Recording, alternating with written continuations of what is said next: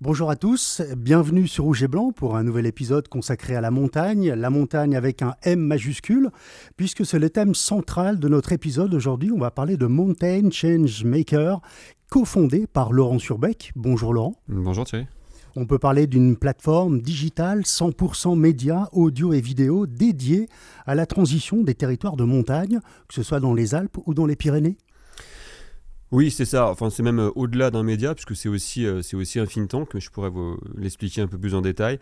Mais sur la thématique, oui, tout à fait. C'est en tout cas un projet qui est totalement dédié à la transition des territoires de montagne, et évidemment toutes les montagnes. Oui. Vous êtes très nombreux autour de Mountain Change Maker, parce qu'ensemble on est plus fort, on va plus loin comme on dit.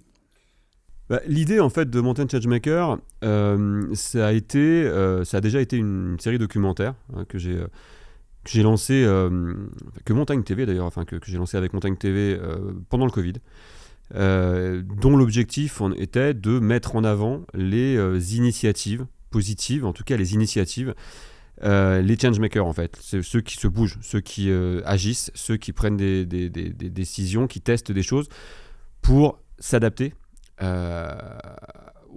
au changement, au changement provoqué par le dérèglement climatique, et pour anticiper ce qui va changer, ce qui va être modifié sur les territoires de montagne. Cette série documentaire, elle a très bien fonctionné, elle a eu différents formats, différentes formes de vie.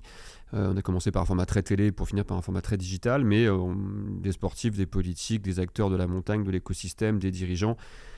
Beaucoup de gens sont passés, des associations, beaucoup de gens sont passés, et puis l'idée est venue d'en faire un média.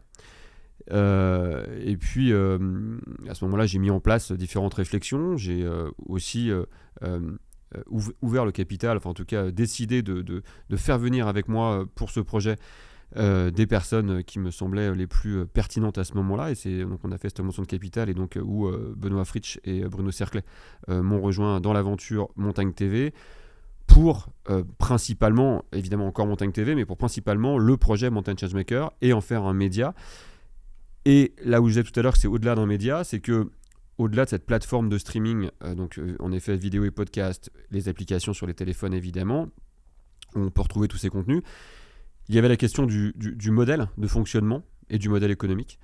Et en imaginant un modèle que ce soit les entités, les entreprises, les entités publiques, les collectivités qui adhèrent aux médias et qui abonnent leurs collaborateurs. C'était vraiment, nous, un principe fondateur. On ne voulait pas... En fait, c'est un principe B2B, 2C, quoi. Et en adhérant, elles abonnent leurs collaborateurs, mais au-delà de ça, en adhérant, au-delà d'avoir accès au contenu, elles entrent dans ce think tank, elles entrent dans ce club, dans ce collectif que l'on va faire réfléchir ensemble, à qui on va proposer de participer à des comités éditoriaux, à des groupes de travail thématiques, pour arriver ensuite à réfléchir ensemble et avoir des livrables qui soient évidemment sous forme vidéo ou livre blanc, comme c'est le cas pour les JO. Vous avez senti à l'époque qu'il y avait un besoin, il n'y avait rien d'existant en France ? En fait, il y avait vraiment un besoin de toute façon, parce que la thématique de l'adaptation au changement climatique sur les territoires de montagne, ça dépend à qui vous parlez, mais vous avez l'impression qu'en fait c'est un sujet très prégnant depuis des années. Oui, en fait pas tant que ça. Oui, il est là, mais il n'est pas du tout pris encore à la hauteur des enjeux, qui sont immenses et qui sont en plus... souvent d'accélération, en tout cas qui demanderont du temps. L'adaptation demandera du temps. On n'a pas encore trouvé les modèles parfaits, loin de là. Donc il faut du temps pour ça. Il faut se mettre à plusieurs autour de la table. Et puis ce qui manquait peut-être, en tout cas là où on a voulu se placer, c'est sur une ligne éditoriale, j'allais dire équilibrée. C'est-à-dire que notre idée n'est pas d'être... activiste. En tout cas, si on est activiste, c'est dans la volonté de donner la parole à tout le monde et de faire en sorte que tout le monde se parle, que ce soit les dirigeants de grandes entreprises qui sont des acteurs majeurs de la montagne, mais aussi évidemment les associations environnementales, mais aussi les scientifiques, les écoles, les collectivités. Il faut réunir toutes ces personnes, et il faut les réunir dans un autre contexte qu'un contexte qui peut être apparenté à du lobbying ou à de la politique. C'est important pour que la parole soit libre. C'est la raison pour laquelle vous êtes apolitique, vous venez de le dire. Il n'y a pas non plus de publicité sur la plateforme. Vous êtes autonome et indépendant. Oui, le choix vraiment de la publicité, il était évident. On devait forcément trouver un modèle économique qui ne soit pas publicitaire, c'est une évidence. Donc d'où cette adhésion de la part des entreprises qui, avec cette adhésion financière, ont les accès, les abonnements à leurs collaborateurs, ce qui est déjà important. Ça veut dire qu'elles envoient un signal fort à l'ensemble de leurs collaborateurs en disant, nous, en tant qu'entreprise, on s'engage dans une démarche, on revendique le fait de soutenir la démarche Mountain Changemaker, d'y participer, de participer au collectif, de participer à des réunions, de discuter avec tout le monde, d'aller dans cette démarche proactive. Et donc oui, c'est ce qui fait en sorte qu'on soit indépendant financièrement. Et puis on propose évidemment à côté de ça des formations, des événements en entreprise, des événements en collectivité, différentes choses qu'on sait faire parce qu'on vient quand même de la production de contenu à la base. Alors le dérèglement climatique est 2 fois plus rapide en montagne qu'en plaine, et c'est-à-dire qu'il faut aller 2 fois plus vite, dépenser plus d'énergie, plus de moyens. C'est une évidence. C'est une évidence qu'on ne va pas assez vite. C'est une évidence que ça s'accélère depuis quelques temps, c'est sûr, mais c'est une évidence que, oui, comme vous l'avez dit Thierry, la montagne se réchauffe 2 fois plus que le reste de la France. On pourrait même continuer en disant que la France se réchauffe aussi plus vite que le reste de l'Europe. Donc oui, il y a évidemment qu'il faut accélérer, évidemment qu'il faut du temps, j'en reviens encore là, il faut accélérer parce qu'on a besoin de temps, on a besoin de se tromper peut-être, on a besoin d'essayer des choses, on a besoin de tester des nouveaux modèles, on a besoin surtout de renverser un peu le modèle. C'est-à-dire qu'on ne doit pas uniquement faire évoluer une offre, on doit la repenser, et quand je dis, c'est même pas une offre qu'il faut repenser, c'est la vie de territoire de montagne.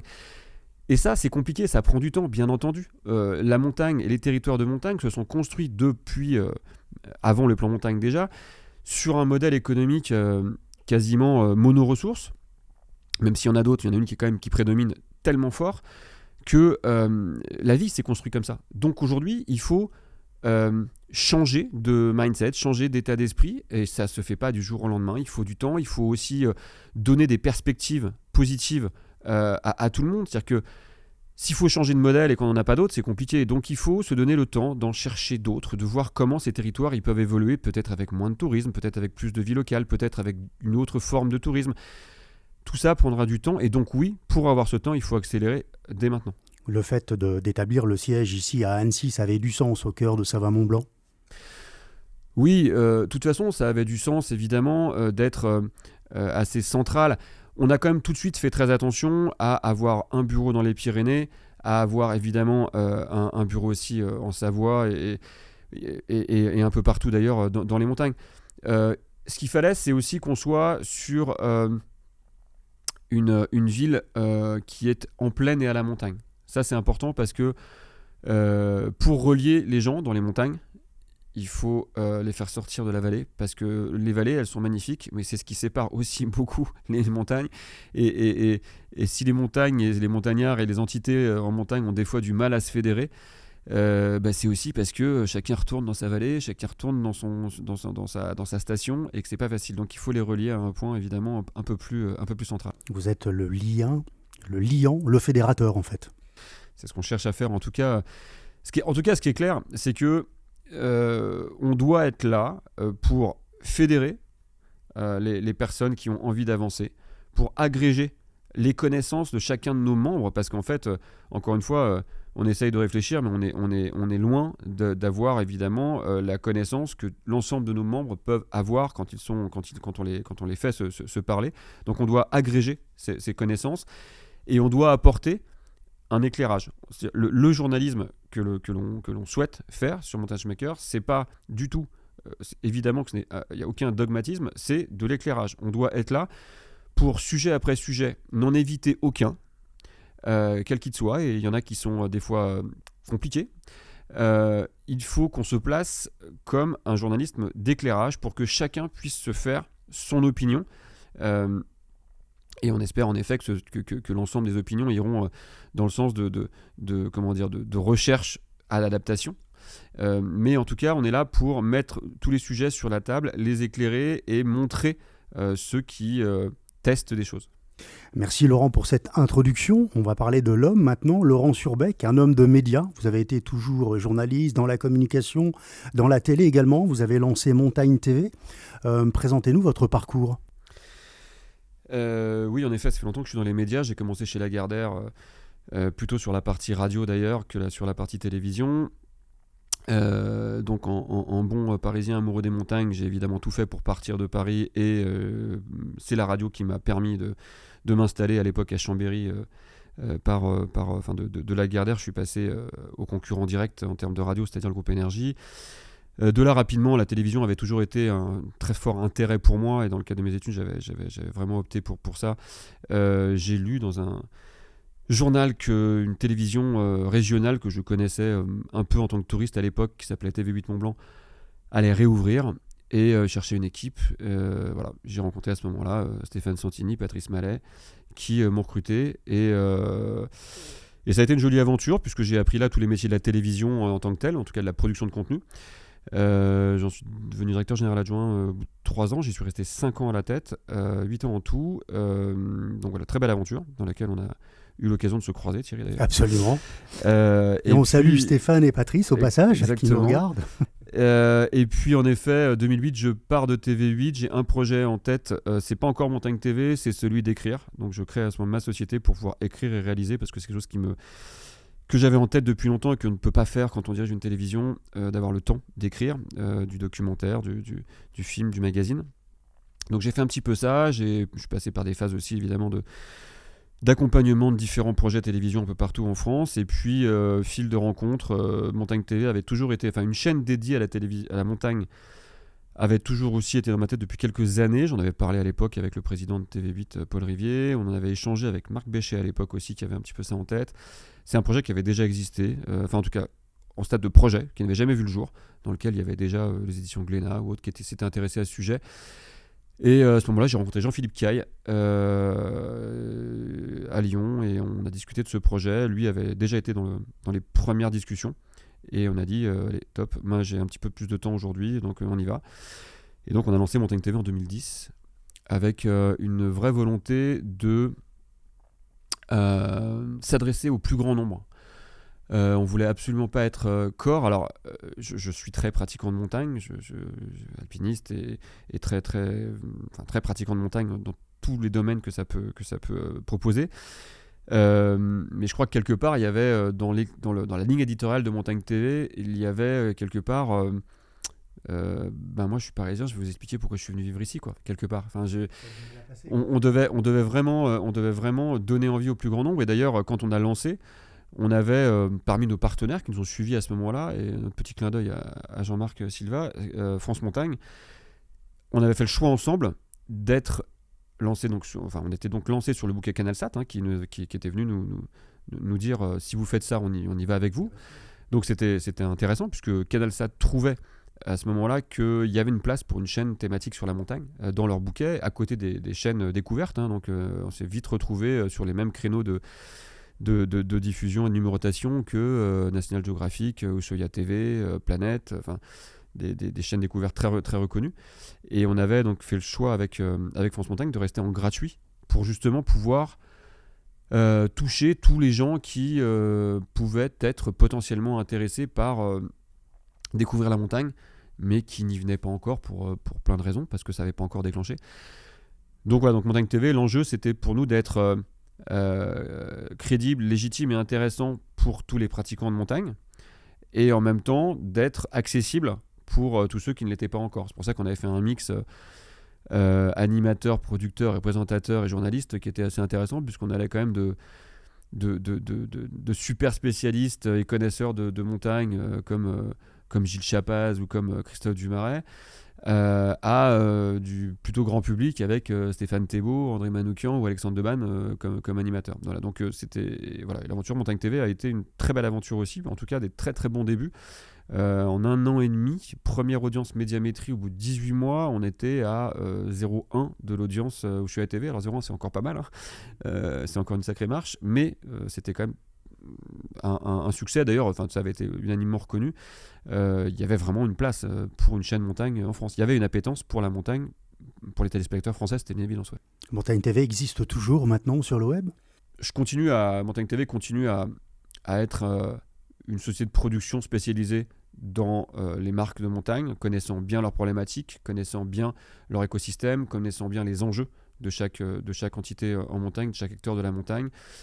Donc c'est ce qui fait qu'on continue à bien exister, à pouvoir financer Montagne TV+, et puis à financer le départ de Montagne Maker. Donc voilà, la boucle est bouclée avec mon intro. Montagne TV+, Montagne TV existe toujours, c'est avant tout une société de production. Montagne TV+, existe encore avec un petit stand-by actuellement depuis qu'on a lancé Montagne Maker, mais un repositionnement qui est en train de se faire. Et puis la plateforme Montagne Maker aujourd'hui vit en conjointement avec Montagne TV, mais a été séparée au niveau statut juridique, puisque Montagne Maker aujourd'hui, toute la partie think tank et la partie développement de la marque a été mis sous l'égide d'une association qui s'appelle Montagne Maker.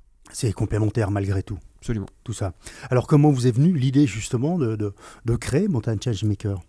Quel a été le déclic? Le déclic, ça a été vraiment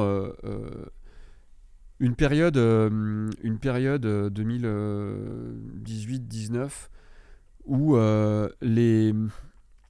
le dérèglement climatique est très très présent. Il est très très alarmiste. On est vraiment dans une période très anxiogène à ce niveau-là.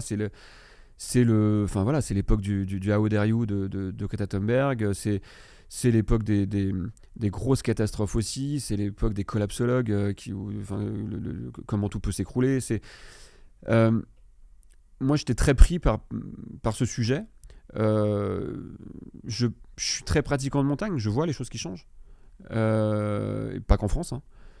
Je continue à faire beaucoup de voyages en montagne un peu partout et je vois vraiment les choses qui changent à cause du climat. Je passe mon temps, mes journées avec des acteurs de la montagne qui sont mes clients et puis qui, pour une bonne partie, sont aussi des amis, évidemment, parce que ça fait quand même quelques années maintenant qu'on travaille ensemble et qu'on a créé des liens. Et je vois ce monde changer, quoi. Je vois leurs enjeux changer, je vois bien les saisons changer, je vois bien la neige qui n'est plus la même, je vois bien les étés qui sont différents. Enfin, alors, j'assume mon hyperactivité, je déteste être dans l'inaction et c'est venu de ça, c'est de me dire mais qu'est-ce que moi je peux faire? Qu'est-ce que moi je peux faire? Je suis pas scientifique, mais je vois les choses. Donc, qu'est-ce que moi je peux faire? Moi, ce que je sais faire, c'est des contenus. Donc déjà, il faut que j'en fasse pour montrer ça.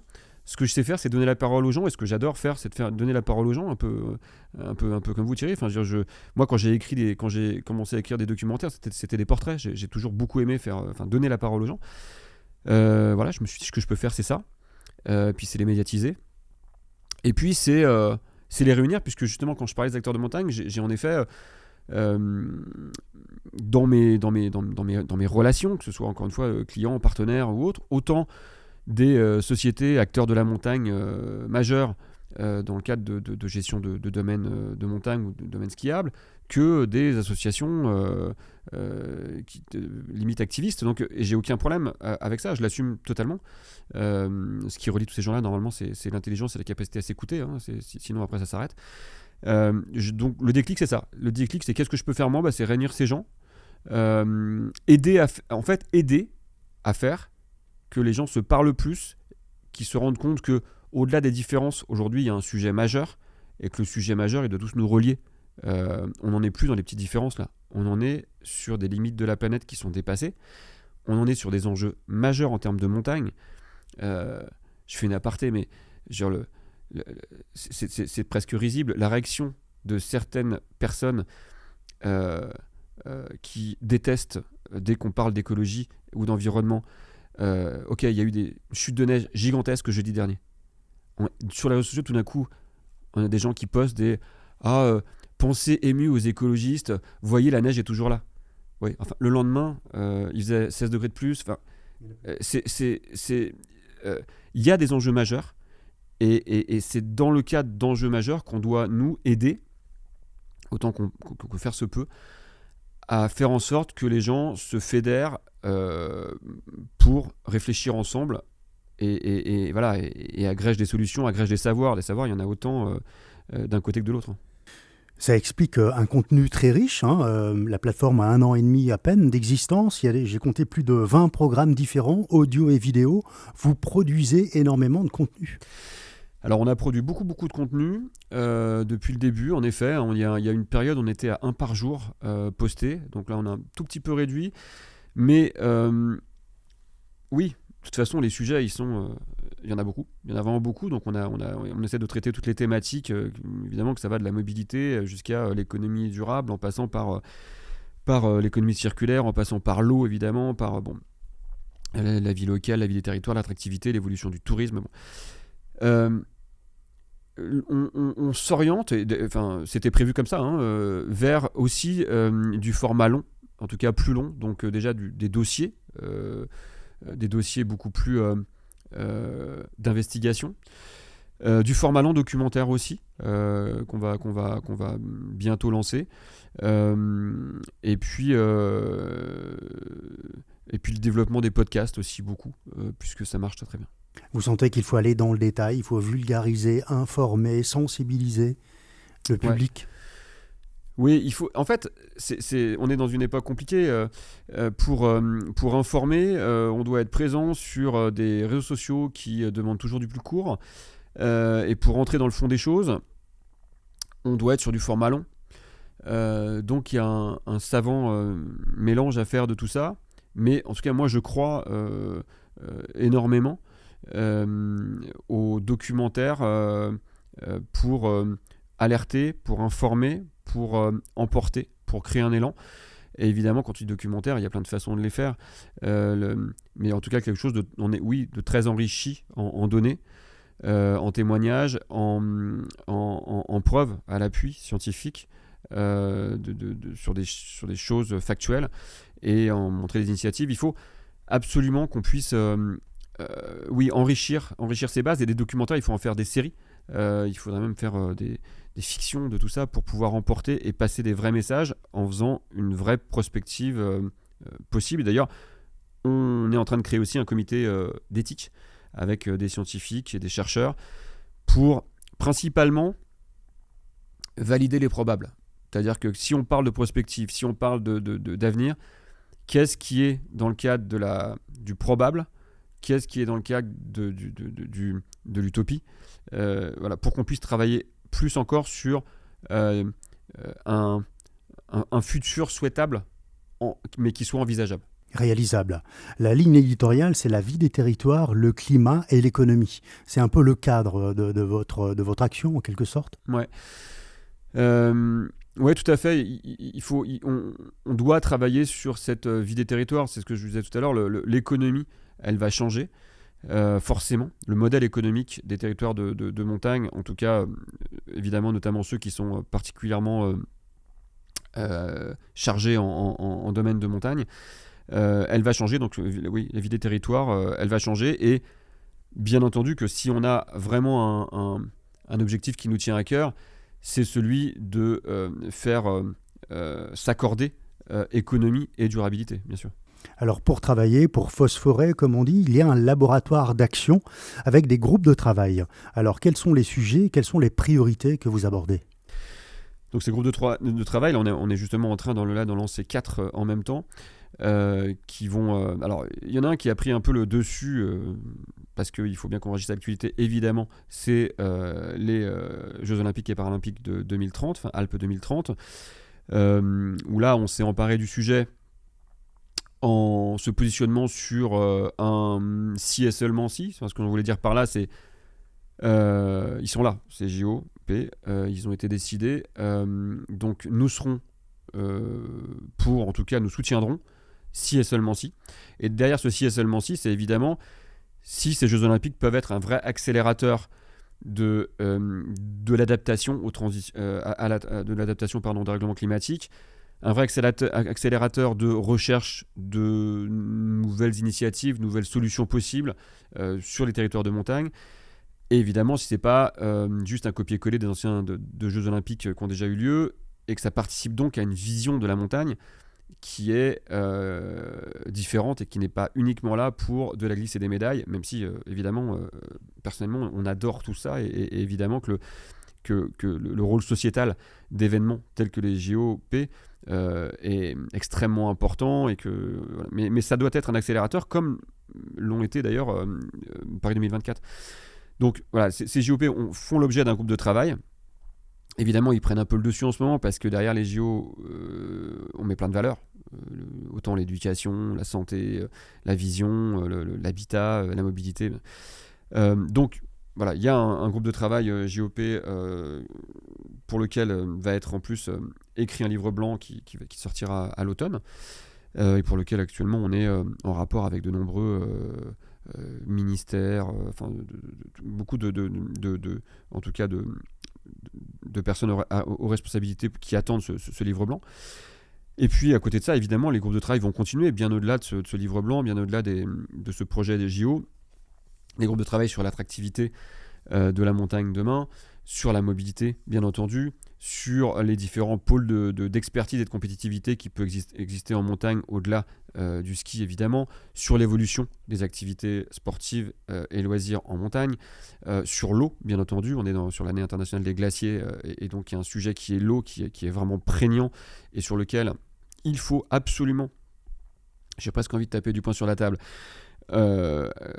quand on cherche aussi à se renseigner, quand on travaille sur le sujet de l'eau, on n'a qu'une seule envie, c'est de dire à tout le monde, c'est un sujet majeur dès aujourd'hui, il est extrêmement, extrêmement, extrêmement urgent de s'en occuper dès maintenant. On va vers, j'allais dire une catastrophe, en tout cas, on va vers une situation très compliquée si on n'occupe pas maintenant, ce sera trop tard ensuite. Et voilà, donc il y a un groupe de travail en effet sur la gestion de l'eau. Voilà, sur les différentes évolutions des métiers, l'habitat de façon importante aussi. Qui compose ce laboratoire, ces groupes de travail, des scientifiques, des chercheurs, des spécialistes? Alors, il est composé en fait avant tout, bien entendu, de nos membres. Toutes les entreprises et collectivités qui ont adhéré à Mountain Changemaker sont invités à y participer. Ils s'inscrivent au groupe de travail qu'ils souhaitent. Donc aujourd'hui, on a 65 membres. Et puis évidemment, nous ajoutons évidemment aussi dans ces groupes de travail différents experts, en effet, qui sont des scientifiques, des chercheurs, des ex-ministres, mais qui ont été particulièrement, qui ont fait des rapports sur certains sujets, qui sont donc particulièrement sachants dans ces domaines. Voilà, ou des gens connus pour être précis sur certains domaines, le sport par exemple. Le travail ne manque pas. Parlez-nous de l'Académie pour des formations en entreprise, pour les entreprises aussi, j'imagine, pour des collectivités, pour sensibiliser le large public. Oui, alors en fait, nous avons en effet créé Mountain Changemaker Academy dans le but de proposer de la formation, dans le sens le plus large du terme. C'est né de 2 points. On a toujours fait de l'événementiel avec Montagne TV. On a fait des plateaux télé, animé des tables rondes, animé des choses. Exactement. Et en parlant avec des formateurs ou des gens qui sont spécialisés dans la formation, on a tous dit, mais si on pouvait faire des formations avec vos images, avec vos extraits, on gagnerait un temps fou, parce que par l'image, on crée de l'émotion, on crée de la réaction, et donc on gagne un temps fou pour faire participer les gens. Donc ça, c'était un point important. Et puis, peut-être justement parce que l'événementiel un peu en public est quelque chose qui est un peu dans notre ADN, on a discuté avec différents offices du tourisme, par exemple, en leur disant, mais et si on installait au milieu de la place du village, pour reprendre un terme, en tout cas au milieu de la place de la station, un chapiteau, enfin je caricature, mais en tout cas un lieu, pendant 2 jours on s'installe et on crée des espaces de 1 heure, 2 heures qu'on répète pendant, je sais pas, 48 heures, à l'adresse de tout le monde, à l'adresse des commerçants, des socioprofessionnels, des habitants, des étudiants, pour les faire participer à des réflexions sur l'adaptation au réchauffement climatique, sur le constat, mais aussi sur les futurs possibles. Qu'est-ce que vous en pensez? Et là, la réponse est unanime en disant, mais alors, si vous faites ça, mais oui, faites-le nous, ça nous manque, ça c'est un super projet. Donc on est parti là-dessus.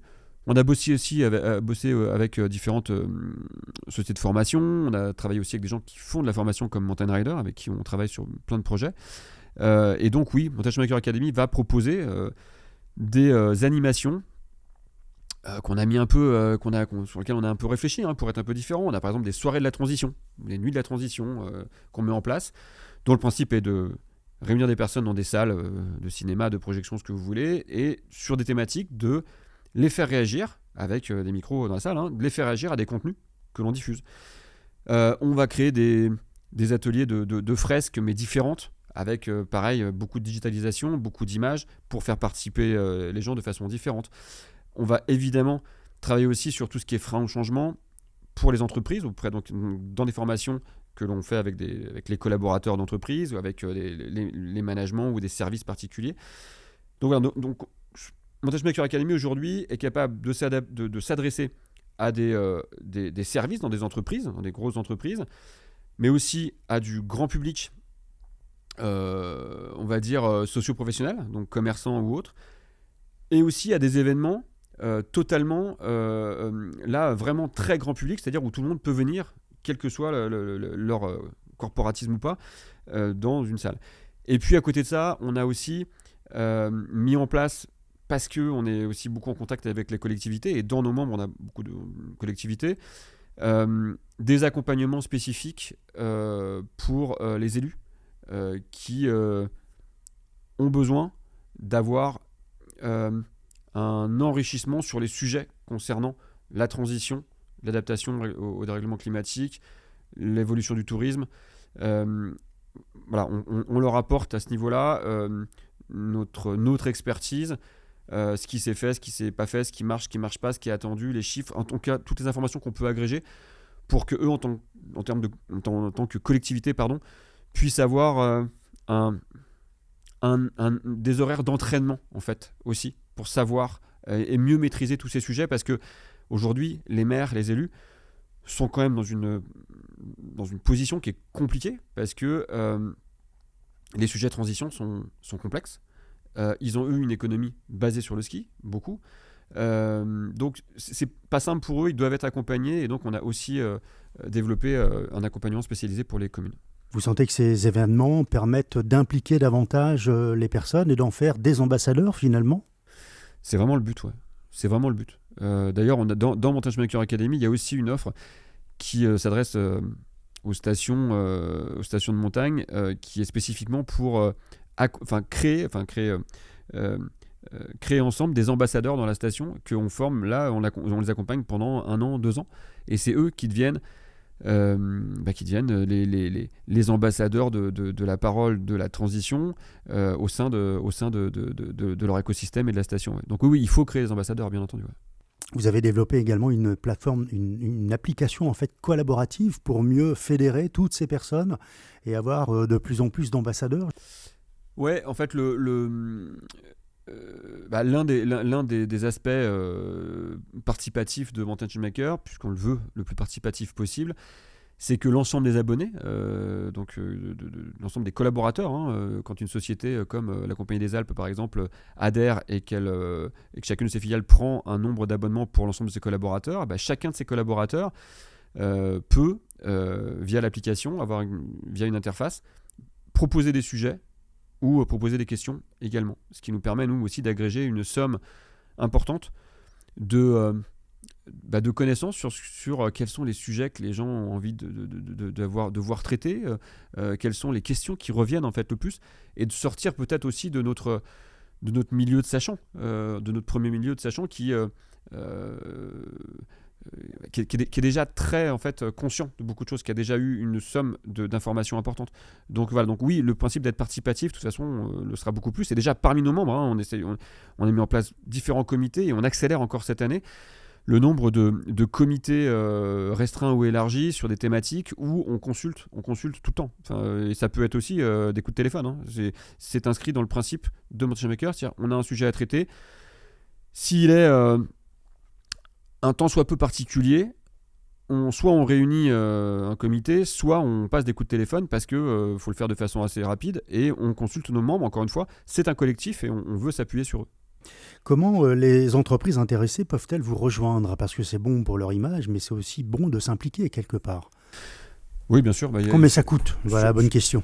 Alors, il y a en effet un membership d'adhésion en fait, annuel, un droit d'entrée annuel, et celui-là, il est il est calculé soit par rapport au chiffre d'affaires de l'entreprise, soit par rapport à la taille, donc le nombre d'administrés de chaque collectivité.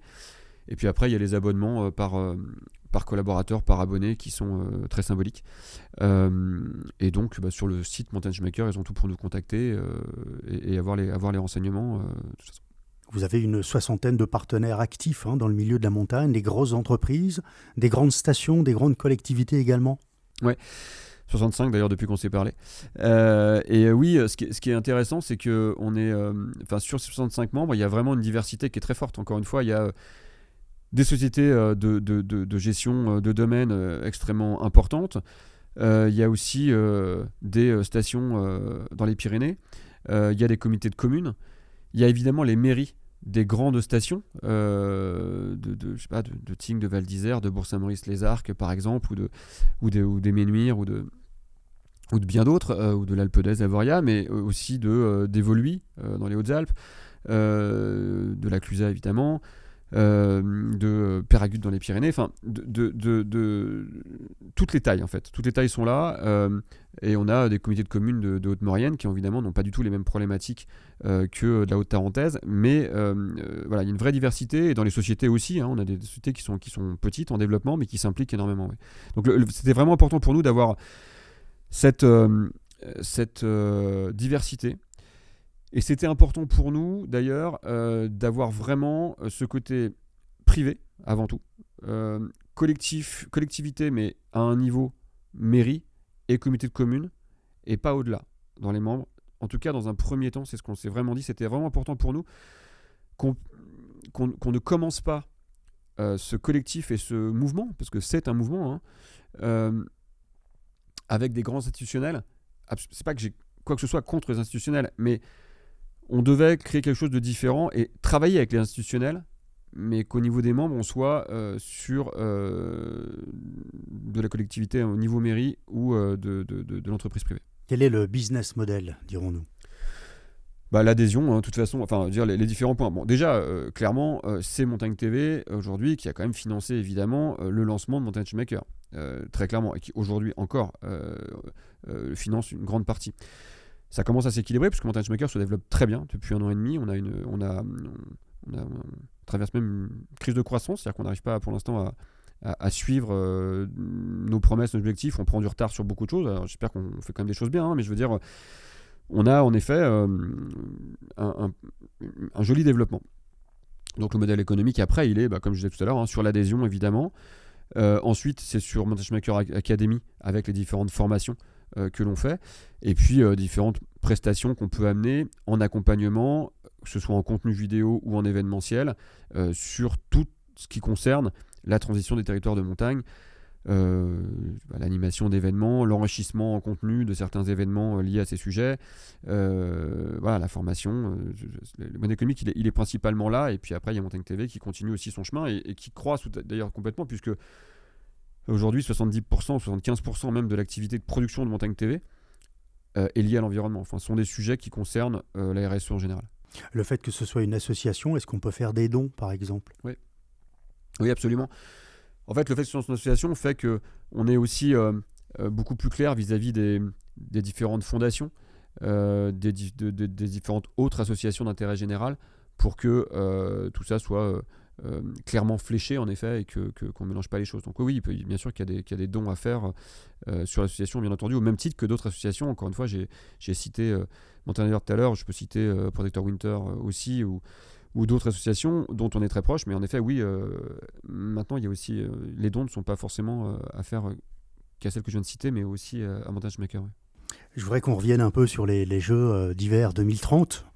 Le COJOP et le président n'est pas très loin, Edgar Gros-Piron, qu'on connaît tous ici dans la région. Quelle approche vous avez ? Est-ce que vous avez un rôle à jouer par rapport à cette organisation qui aura lieu pour 2030 ? En tout cas, on va tout faire pour. Et l'objectif vraiment d'avoir lancé ce livre blanc par un manifeste publié dans les Échos, c'est vraiment de jouer un rôle que le collectif que l'on représente, et justement de par sa diversité, puisse être entendu, écouté, bien entendu auprès du COJOP, mais avant même du COJOP, auprès des différents ministères et évidemment des régions, PACA et AURA. L'association, c'est Bruno Cerclat qui la préside, hein, j'en suis vice-président, mais c'est Bruno Cerclat qui a pris en main la présidence. Il a des ambitions très fortes sur le fait justement que l'on puisse peser, être reconnu et entendu et pouvoir peser sur certaines, être influent en tout cas sur certaines décisions. En effet, oui. En tout cas, on va se battre pour ça.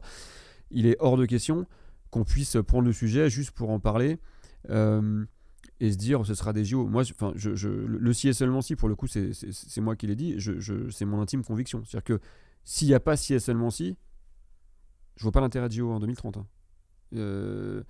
Les JO 2030 ont du sens, et encore une fois, j'adore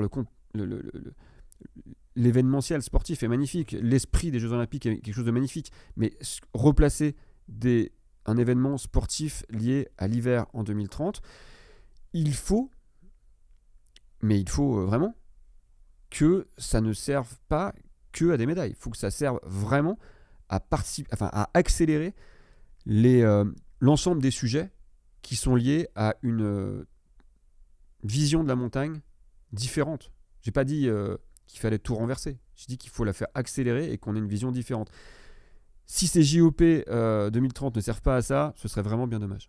Ça doit être pour vous prétexte justement à faire le changement.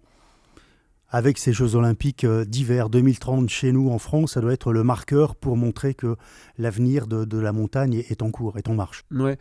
Oui, absolument. Encore une fois, le gros avantage d'événements comme les Jeux Olympiques et Paralympiques, c'est que ça agrège un nombre de valeurs énormes. Pour ce livre blanc et pour cette opération liée au JOP, nous avons conclu un partenariat avec Affaires Publiques Consultants, qui est un cabinet de lobbying spécialisé dans le sport. Enfin, ils font un petit peu de choses, mais enfin, ils sont très très présents dans le sport, qui était au sein du COJO Paris 2024 pendant 8 ans.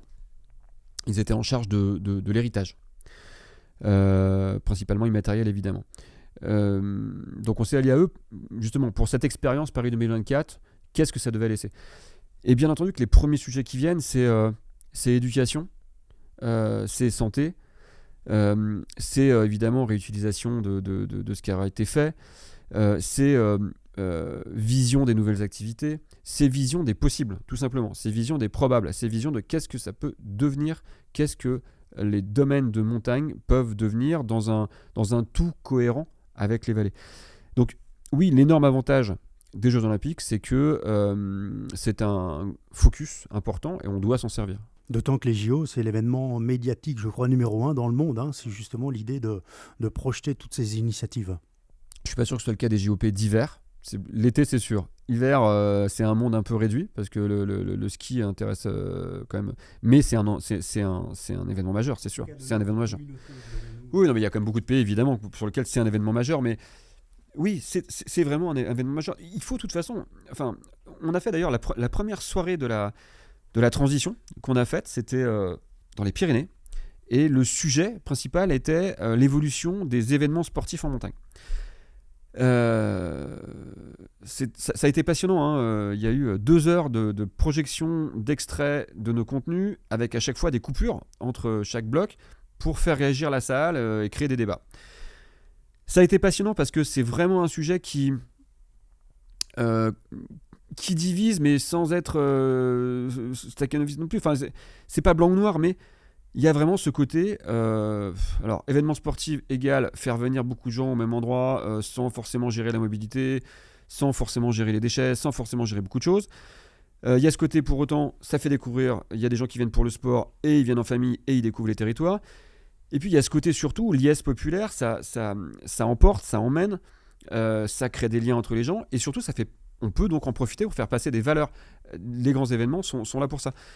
Donc il faut vraiment les JOP, mais aussi le Tour de France, aussi des championnats du monde, aussi. Il faut aujourd'hui qu'on se serve de ces événements également pour emporter les gens. montrer aussi que le sport, c'est un acte d'engagement et qu'il y a beaucoup de sportifs engagés qui, en plus, sont souvent influents. Voilà, donc oui, ces JOP 2030 sont forcément un sujet que l'on doit prendre à 300%. Alors, il y a une tradition, Laurent, sur Rouge et Blanc, c'est que l'invité a toujours un message à passer à nos auditeurs. Quel serait le message que vous souhaiteriez faire passer ? Moi, je crois que j'ai évolué dans les médias et dans le journalisme principalement pour lutter contre l'ignorance. Alors c'est peut-être un peu grandiloquent dit comme ça, mais je sais pas comment je peux le dire, mais la meilleure qualité du monde, c'est la curiosité. Et donc, si j'ai un message à faire passer, c'est ne vous contentez pas de survoler, de snacker des news que vous voyez passer sur des réseaux sociaux avec un téléphone qui scrolle, même sans vous d'ailleurs, tellement il scrolle, tellement il prend le contact, tellement il prend le pouvoir sur votre esprit. Allez au fond des choses. En effet, en regardant ce qu'on fait sur Mountain Changemaker, mais aussi en regardant bien d'autres médias écrits qui bossent très très bien aussi sur ces sujets. Faites-vous votre opinion et puis prenez en main votre avenir. Et le dernier message, parce que évidemment s'il y avait un message j'y arrive pas, donc je vais en faire plusieurs, mais l'effet papillon ou l'effet colibri, ça marche. Je lutterai toujours contre cette idée de ça sert à rien que je fasse quelque chose moi, puisque tant que les grands à côté auront pas fait, ça change rien. Bah si. Si tout le monde fait un peu, ça fait forcément changer les choses. Et au-delà de faire changer les choses, ça met dans un état d'esprit. Et ça reste ensuite. Et ça devient une tendance importante et populaire. Et ça, c'est extrêmement important. Voilà, j'ai fait passer 2 messages. Ouais, et d'autant que les jeunes s'intéressent au digital, justement. C'est une raison supplémentaire pour eux de venir chercher de l'information sur la plateforme. Oui, tout à fait. Ouais. Avec une petite schizophrénie, évidemment, parce qu'on s'intéresse au digital. Et le digital est un des plus gros consommateurs d'énergie et d'eau pour refroidir les serveurs. Donc ça serait aussi important, et c'est pour ça que j'ai pas que des solutions tech, mais je pense que la tech est aussi importante. C'est pour ça que les jeunes qui s'intéressent au digital et à la tech, surtout pas les éloigner de l'environnement, c'est partie intégrante aussi des solutions pour l'environnement des ingénieurs en tech. Alors merci Laurent, rendez-vous sur mountainchangemaker.com et bien sûr sur tous les réseaux sociaux. Absolument. Merci et rendez-vous très bientôt pour voir le développement et l'évolution de Mountain Changemaker. Merci Thierry, avec plaisir pour en reparler. Merci, à bientôt. À bientôt, au revoir.